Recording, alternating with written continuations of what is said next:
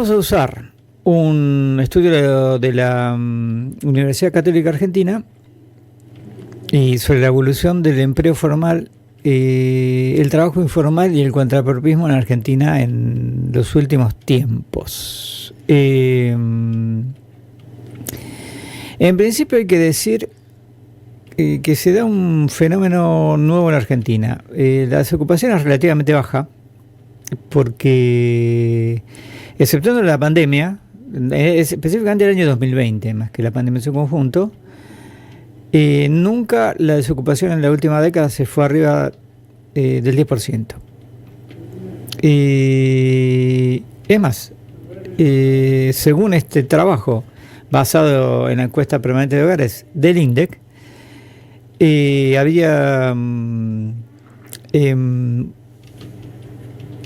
en el 2010 una desocupación del 7.4 y en el 2025 el 6.3.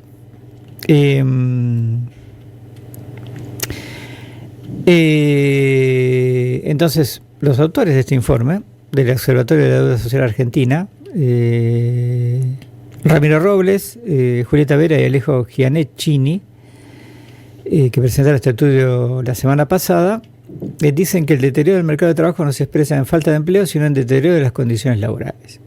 Que a eso vamos porque hay mucho número y como en este programa les aburrimos con data, pero bueno, como no practicamos el deporte de Hablemos sin Sabor, sin saber, del viejo sketch de Sin Codificar, que se ha trasladado luego, no el sketch, sino el Hablemos sin Saber, al streaming y en general, digamos, por lo menos opinemos con algún fundamento. Uh-huh. Entonces lo que dice el informe es que a la vez que la desocupación cayó en los últimos 15 años, o sea, estamos hablando de un periodo que incluye 15 años, incluye el último gobierno de Cristina, el gobierno de Macri, la gestión de Alberto Fernández y ahora Javier Milei. Es un periodo considerable. El sector microinformal, el sector de trabajo microinformal, changas, trabajadores en comercio o talleres de hasta 5 empleados, contrapropistas sin oficio calificado y servicio doméstico, pasó de ocupar del 46.4 al 48.3 del empleo total. El lado más favorecido de la pirámide, los trabajadores y trabajadoras del sector formal, tanto privado como público, redujeron poco más de un punto cada uno su participación en el mapa de empleo total. Y hay un cuadro que no... A mí me desnuda unas cuantas cosas. En el 2010 había 36,6 personas que trabajaban con... estoy hablando de 36,6 personas, voy a hablar de la población económicamente activa, que yo lo digo en el aire de cifras que cito de memoria, aproximadamente 21 millones de personas. Es en Argentina, entre 20 y 21 millones de personas, de 45 millones de habitantes. Un poco más de un tercio, 36,6 en el 2010, 35% ahora trabaja en el sector formal privado, o sea, en blanco, con obra social, aporte jubilatorio, y se supone, bueno, ahí ya un horario razonable ya sería otro punto de discusión, y los niveles salariales también.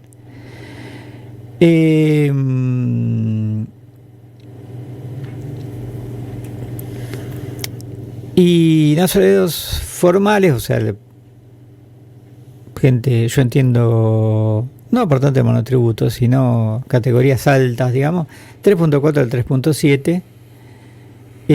O sea, en realidad esto es el global. Desagregados de ese 36 hay un 3% que son como pequeños empresarios, comerciantes, que tienen un buen ingreso y hacen aporte y como corresponde.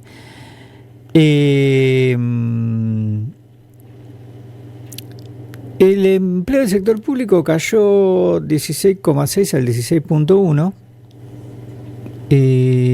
pero lo que a mí me impresionó mucho es las personas que trabajan en la informalidad. Eran el 46% en el 2010 y son el 48% en el 2025. Una constante que es casi la mitad de las personas de este país trabajan de manera informal, lo que decimos en negro o en esa especie de amarillo. Es muy impresionante el número. y es constante, digamos, si bien varía, ha aumentado. Y lo que aumentó mucho es el contraprovismo. Dentro de ese espacio de 48%, casi la mitad de la población económicamente activa es trabajadora microinformal, pero la gente que trabaja en negro, como se dice, es casi el 32%. O sea, casi un tercio,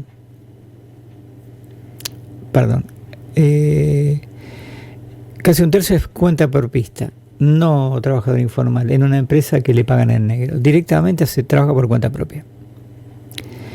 Pero es micro contrapropista y es informal, o sea, ni siquiera aporta monotributo. Es un número, un tercio de las personas que trabajan lo hacen por cuenta propia y sin aportes, sin nada. Es una cosa muy fuerte y que va en crecimiento. Es lo que más creció, el contrapropismo. Estos son números del Observatorio Social de la Deuda de la Universidad Católica Argentina sobre base de las estadísticas del INDEC. Y ya que tiramos los números, vamos un poco al análisis que hacen estos profesionales que hicieron el estudio. Reconocemos que es un problema estructural, no se manifestó en gestiones recientes, por eso yo cité los gobiernos, digamos, que implica, pero sí se agravó en la última década y media en un contexto de estancamiento económico, baja productividad, inestabilidad macroeconómica, la fragmentación regulatoria de instituciones que protegen las relaciones laborales. Y señalan, entre otras cuestiones, el cambio de la estructura económica argentina. Entre el 2010 y 2015, la industria manufacturera aportaba positivamente casi un 25% al cambio del valor agregado bruto. Minería y canteras, que tenía un aporte negativo del 3%, o sea, la industria al valor bruto agregado, o sea, la producción agregaba, digamos, entre el 2010 y 2015 el 25%. Minería y canteras era como que era muy poco lo que agregaba, digamos, no se producía nada de eso. O sea, suma casi el 25% en el último tramo, o sea, en los últimos años, sumando hidrocarburos no convencionales, mientras que las finanzas explican otro 35%. Son sectores de alta rentabilidad, pero pocos empleadores, a diferencia de ramas como la industria de la construcción, intensiva en mano de obra, que es lo que venimos charlando. Y hay otros factores más. Habla de la institucionales, y son los cambios en la legislación. Cada vez hay más trabajadores y trabajadoras por fuera de los convenios colectivos. Y las reformas laborales y la baja productividad de la economía argentina. Que eso no lo explican, y para hablar de productividad no, usualmente los grandes sectores empresarios hablan, y la gente ideológicamente neoliberal, de que hace falta flexibilidad laboral. Lo que se ha estudiado por ejemplo, en la Unión Europea, yo conozco un caso comparativo, la productividad de España con la de Alemania. España tiene baja productividad, entre otras cosas, no solo por la estructura empresarial, sino por el uso de tecnología. Alemania tiene alta productividad porque emplea mucha más tecnología. La hago corta, 14-17, pues si no tenemos que hablar de productividad y tenemos que llamar en realidad a un economista que explique una cuestión compleja, pero que tiene que ver mucho con el uso de tecnología, del tamaño de las empresas, pero también con la infraestructura de la sociedad y con la capacitación de la mano de obra.